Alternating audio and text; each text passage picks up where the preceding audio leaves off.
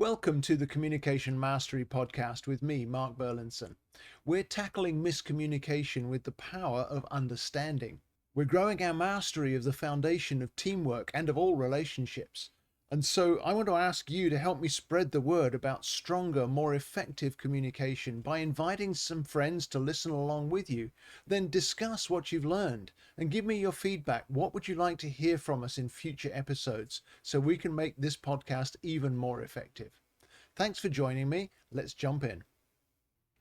This week, let's talk about two changes that you can make in communication in your business. The one concerns our mindsets, and the other concerns the culture and environment that we create in which communication happens.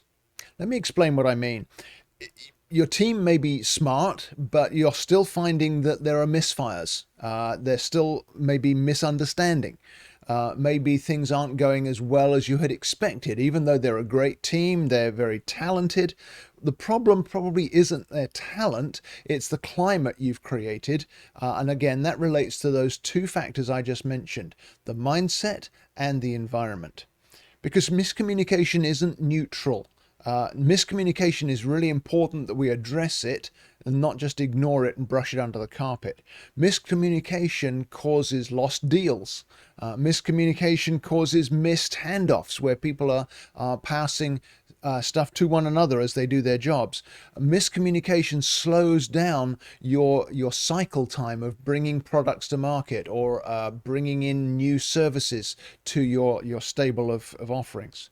And you can't fix communication just by telling people to communicate more. That doesn't work. You're talking to a guy who understands that you've got to be able to understand the causes of the miscommunication and then find the solutions. And so you need to fix communication by firstly changing how people think when they communicate. That's their mindset. But then also changing what surrounds them while they're communicating, the culture and the climate in your business, the environment, if you like. So in this episode, we want to provide some practical shifts in both of those areas because there's a science-backed why behind each of these. And so I'm really talking to owners and leaders of teams in small and mid-sized businesses today. If you find yourself repeating tasks, if you find yourself holding unproductive meetings, if you find yourself making decisions and implementing them, but the outcomes go missing because your team haven't grasped what you wanted them to grasp. The team is talented, but they still miss what you wanted. They still don't catch where we need to go. Those are the areas that we want to look at and address as we redesign how we think, but also where messages live, if you like, in the environment of our business, so that we want clarity to become the default for all of our businesses. And clarity doesn't grow by accident. Clarity only grows by work. So let's talk about the mindset shifts first of all. What's going on in here as our employees, as our teams are communicating? It's, if you like, it's a software upgrade. What's going on the inside as we communicate?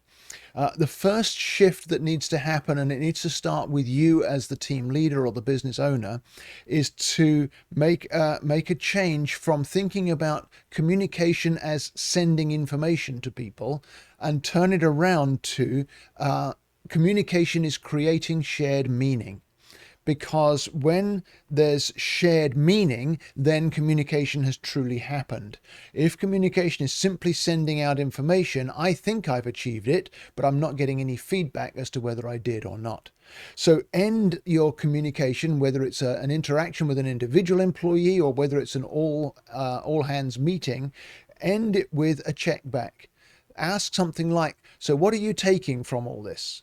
Or what have you grasped as our first action in what we've talked about? Then you will be able to get feedback from and response from your team as to whether that communication has created meaning or not. So that's a mindset shift that we can all embrace.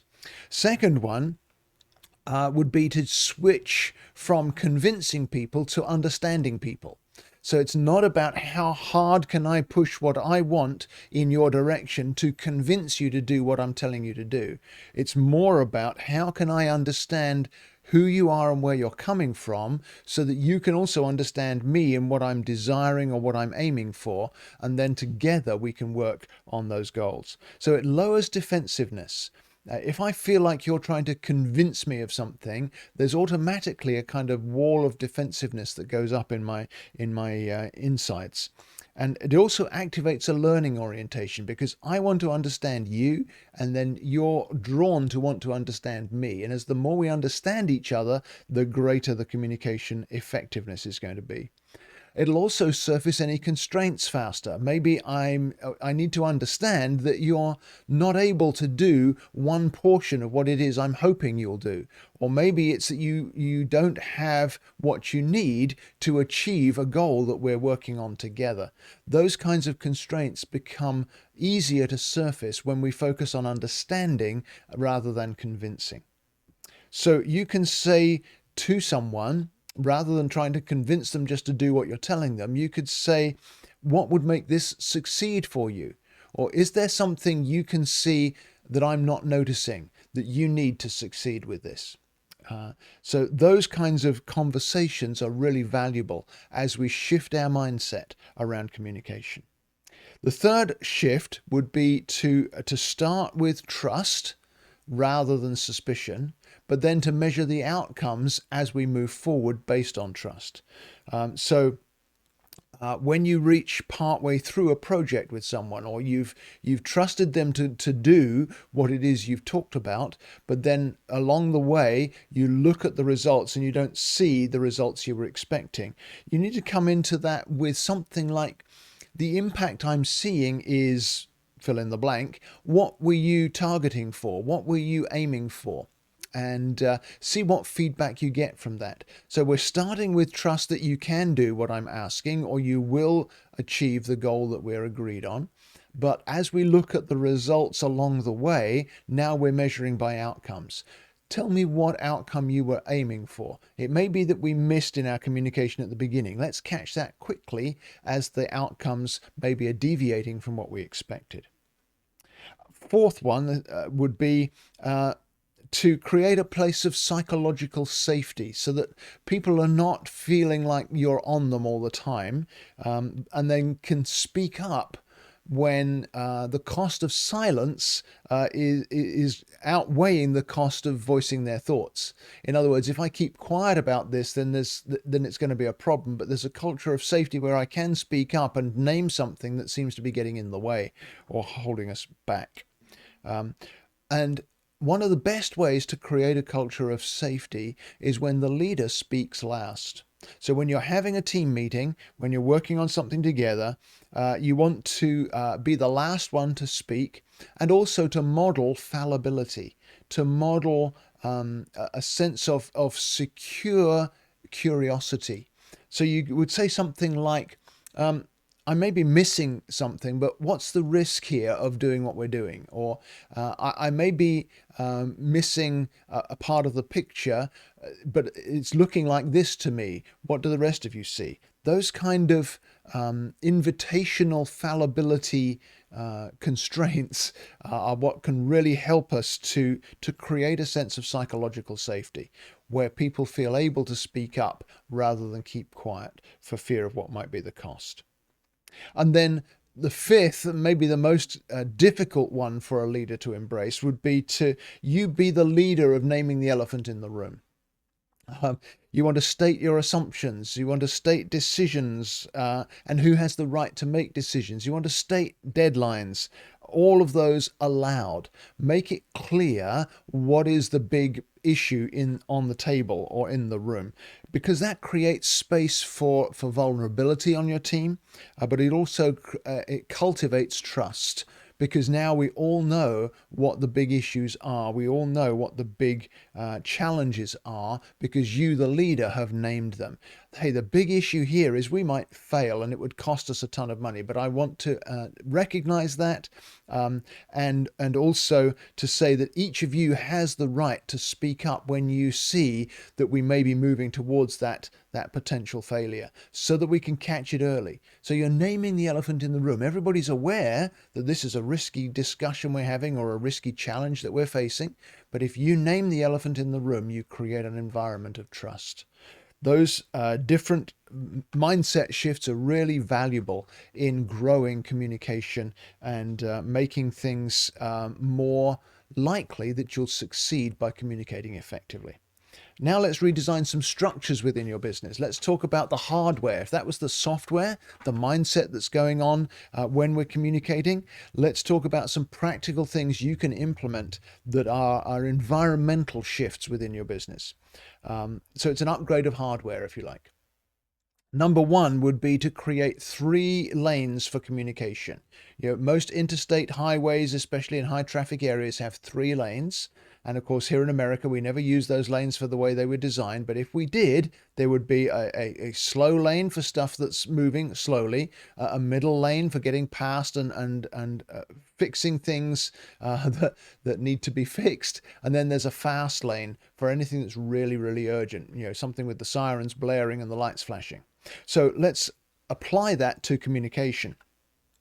The fast lane, if you like, lane 1 would be for urgent matters, anything that's really urgent. It's got to be dealt with synchronously within the team. In other words, everybody has to be aware of it at the same time. They can't be distracted by something else for us to address a challenge that's arisen or to shift a blockage that we're facing that's preventing us moving forward. So lane 1 needs to be at least everybody involved. So it might be a group phone call, or it may be some kind of stand-up meeting. It doesn't need to take long, but we all need to be on the same page. And that's the fast lane of communication. That is a lane that you should only use, ideally, when there's an urgent need. But that's lane 1. Lane 2, the middle lane, if you like, is for non-urgent communication that can be asynchronous. So I need to communicate something to everyone, but if you don't see it until lunchtime or you don't see it till end of day, that's okay, because this is information we're going to need as we move forward. So it might be something you'll play into tomorrow's activities or something by the end of the week, that kind of thing. And here technology can really help, because if you've got Slack channels or Teams threads that have clear subject lines, that can really help us to clarify the speed bumps on the journey or the project that we're working on, or they can also help us to share ideas that are going to benefit the whole team.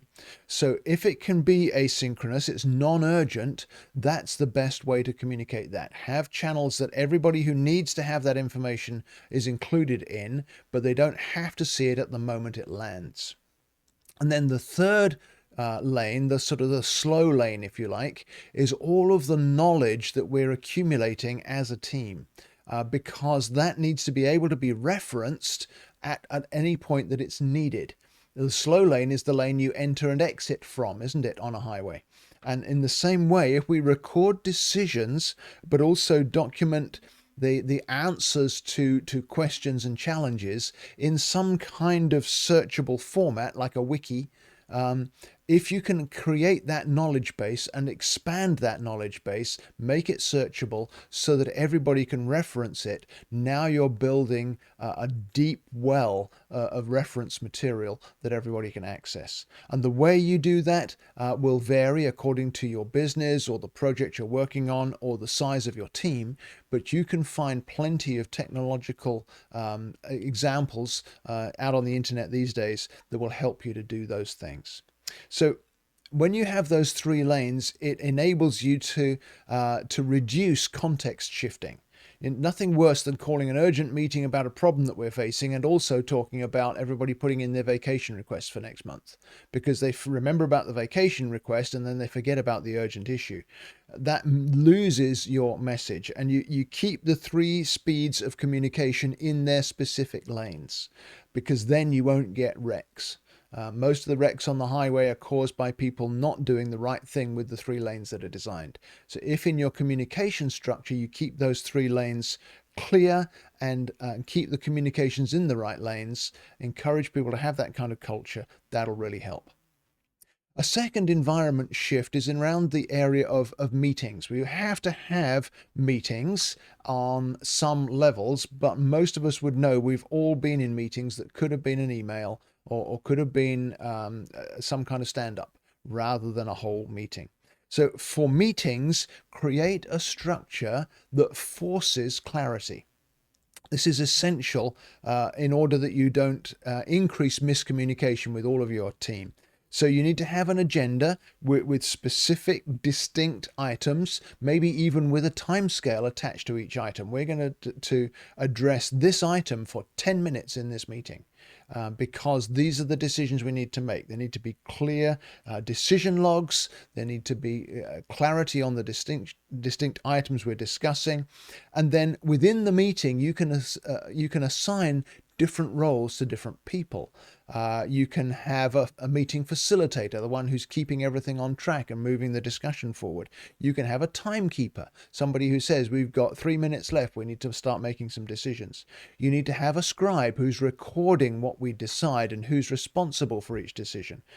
Creating structures like that resist individuals dominating the meeting, but it also defines the outcomes and reduces the drift that can so often happen when you put people in a meeting together. It also reduces, what could I call it, the sort of memory loss. Because when you have maybe 4 or 5 different decisions in a meeting, each person in that meeting is going to remember the decision that's most relevant to them or most significant to them, and then they'll forget maybe 2 or 3 of the other decisions. If you've got clear notes and clear responsibility for actions, that helps us to reduce that memory loss. So meetings need a clear structure, and I've got a handout that you can download. I'll talk about that in a minute. Third thing that you can change in your business environment is to help people to decrease brain overload. And often that comes down to having a physical space to decrease that brain overload, so that there will be specific places where you have huddle gatherings when you want to grab 3 or 4 folks and just brainstorm about something, or you have other different specific places that are designated to be quiet zones, places where we can think, places where the contemplator language has the space needed to think deeply, at least for a time. Those kinds of things. You need, if you're on electronic communication, Zoom or Teams, you need to have decent microphones so you're not losing some of the words that are said, or you're not losing the tone of voice. There need to be soft acoustics in your workspace so that it's not resounding with all of the noise of everybody at once. There need to be sight lines to shared boards, particularly in a meeting, for example. If you're going to be putting information on a board, maybe drawing on a whiteboard or displaying something on a screen, there needs to be clear sight lines to that screen so that nobody is excluded from the information that you're displaying. Because when there's noise or when there's distance from visual information, that increases fatigue, and increased fatigue also increases error. And so those things are important to remember in the physical characteristics of your workspace. It's not just about, does it look fancy or does it look consistent with your company's image? Is it providing the physical environment your employees need to be able to successfully communicate? And remember that a picture or a simple diagram is worth 1,000 words. So if you can say something with a diagram or some kind of infographic rather than 2 pages of just closely typewritten information, that's far more valuable to people. They'll grasp it more quickly, they'll take it more deeply in their understanding, and they'll be able to reproduce it more easily, particularly by showing that same diagram to others who need to know. And the fourth thing would be to build routines into your weekly schedule or your monthly schedule. Build routines that make voices heard. You don't want any voice in your company to go unheard for too long. So, for example, you could have a practice where everyone in your group shares their top outcome for the week. What's my top outcome that I'm aiming for this week? Only takes 10 seconds or maybe 30 seconds if it's a big group to explain. But then you could also add to that, you could have regular demo days where the team come together and they show the work that's in progress, and they're inviting input on what they're working on. That would be relevant to some of our businesses. And then another thing that's an interesting routine, if you like, in any meeting, appoint a contrarian. That's somebody who wants to who you want to challenge assumptions or point out inconsistencies. Somebody who's going to spend that meeting thinking like a devil's advocate, if you like, of how can I poke holes in this, or what's missing in this? And you need to rotate that role, because the contrarian is often unpopular in a team, but at the same time, they're essential, because you miss so much when you don't bring everyone's input to the table. And then if you have regular low stakes opportunities for people to speak up, that normalizes that you want there to be forthright input from the team.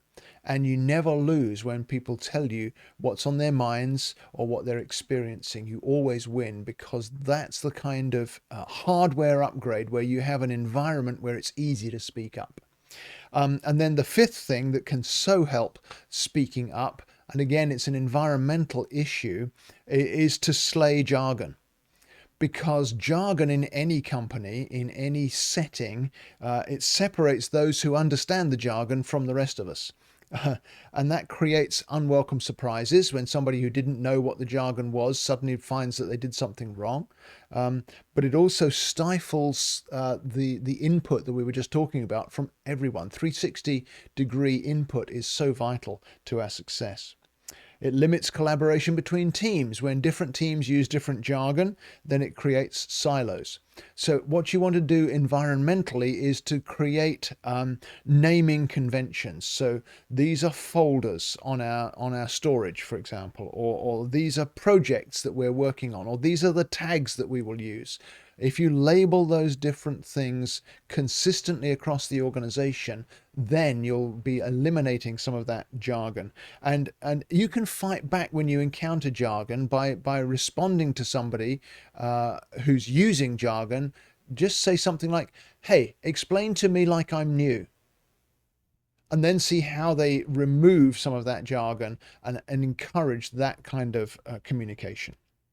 So those are 5 environmental shifts that we can make as well. And both of those things, the environmental changes and the mindset changes, will increase your communication effectiveness very quickly if you'll implement them. So my challenge to you as we wrap it up for this week is to pick one mindset shift and one environment shift or tweak, and run those for maybe 2 weeks and see what happens.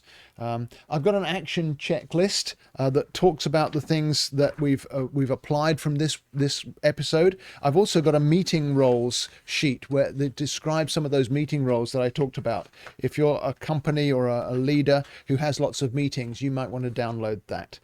So I'll put the link in the show notes. You can download them from there, and then give me feedback. Tell me what worked. Tell me what didn't. Tell me what other ideas you have for changing mindsets and changing environments so that the communication in our business can grow in mastery and effectiveness.